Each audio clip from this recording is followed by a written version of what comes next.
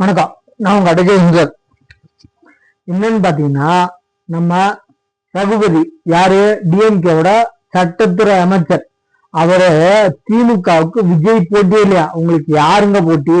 உலகத்துல இல்ல, ஆறு கண்ட்ரில திமுகவுக்கு எதிர யாருமே போட்டியே இல்லை. அதை நான் உறுதியா சொல்றேன். எப்படின்னு பாத்தீங்கன்னா, விஜய் இப்ப ஒரு கூட வீடியோ பார்த்தேன். உங்களுக்கு கொள்கை இல்லைன்றீங்க. திமுக கொள்கை கொல்ல, அது மாதிரி கொல்ல கூட்டத்தோட கட்சி தான் திமுக. ஏன்னா எப்படி இப்படி அடிக்கணும், இப்படி கொள்ளையடிக்க மற்றவங்களுக்கு தெரியாம கீழே பாருங்க. கொள்ளையடிக்கிறது இல்ல, லஞ்சம் மட்டுமே 888 கோடி.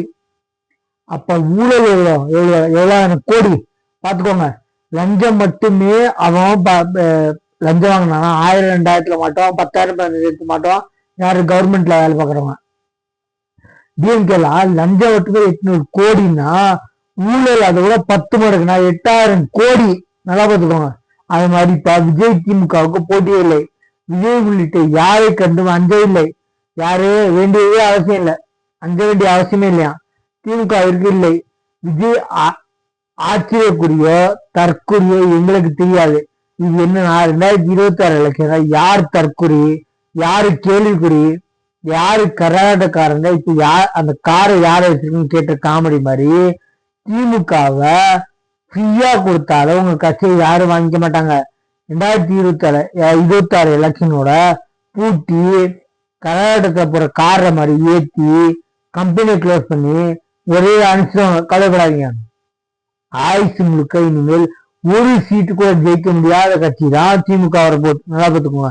ஏன்னா அராஜகத்தின் உச்சம்னால எல்லாரும் தெரிஞ்சு போச்சு. மக்கள் இன்க்ளூடிங் என்னையும் சேர்த்து இவ்வளவு வருஷமா போட்டது மாட்டு கட்சியில் இல்லாம இடைஞ்சி கொஞ்சம் நல்லா பண்ணுவீங்க, உங்களோட நல்லா இடைஞ்ச பண்ணுவாங்க.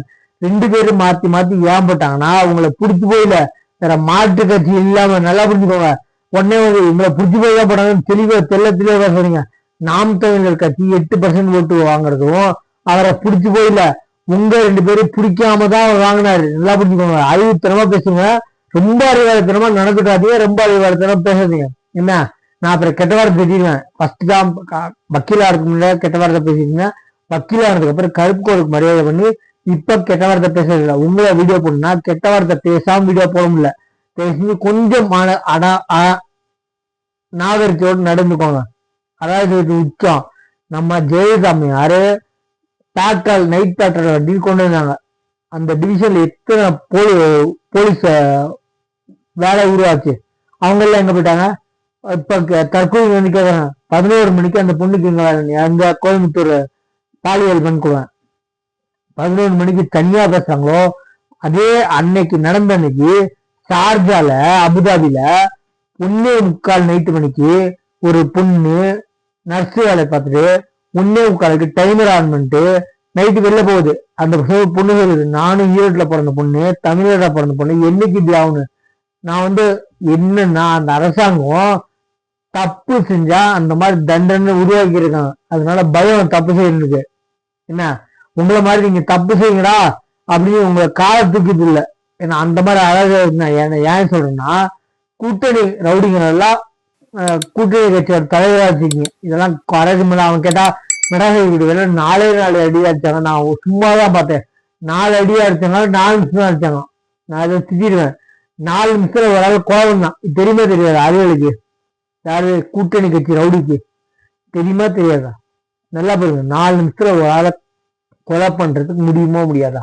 அவன் சொல்றான் 4 நிமிஷம் தான் அடிச்சாங்க. ஒழுங்கா கூட கெட்ட வாரம் திட்டியும் கால் காடு துப்பணும். என்ன, சேனலை சப்ஸ்கிரைப் பண்ணி பாருங்க. தேங்க்யூ.